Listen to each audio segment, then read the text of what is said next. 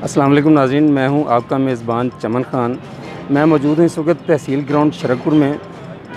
आज जमात मेला है यहाँ पे, जो कि हर साल 8 मार्च को जमात यहाँ पे शरकपुर में आती है। एक सकाफ़ती प्रोग्राम, सकाफ़ती रंग होते हैं उसमें। और जमात मेले पे यहाँ पे इस ग्राउंड में, तहसील ग्राउंड में कबड्डी मैच का इनेकाद किया जाता है। और कल रात को इस ग्राउंड में पानी छोड़ दिया गया है और इंतज़ामिया ने पानी छोड़ा है, उसकी रीज़न अभी तक सामने नहीं आ सकी। और उस पानी छोड़ने की वजह से आज जो कबड्डी मैच यहाँ पे होना था, जिसको देखने के लिए दूर दराज से लोग यहाँ पे शरकपुर आते हैं, और वो मैच नहीं हो सकेगा। और कबड्डी मैच वाले अपने बैनर भी उतार कर ले गए हैं।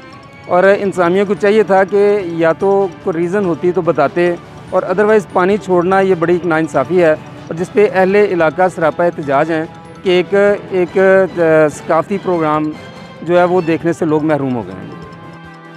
बिस्मिल्लाहिर्रहमानिर्रहीम। ये मिडिल स्कूल की ग्राउंड में हर साल में कबड्डी होती है जमात में।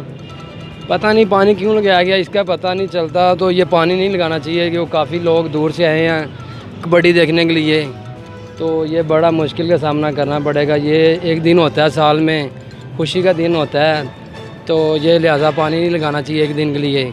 तो लोग काफ़ी दूर से कबड्डी देखने आते हैं, तो काफ़ी एंजॉय होता है, मज़ा आता है कबड्डी देखना। लोग शुगल देखते हैं, एक दिन खुशी का होता है, तो लिहाजा ये नहीं होना चाहिए काम। हर साल इत्थे कबड्डी मैच होंदा है, ते इस वारी इन्हां वेखो पानी छड्ड दित्ता है। इन्हां बहुत गलत कीता, इन्हां नूं छड्डना नहीं सी चाहिदा। इधर वेखो पानी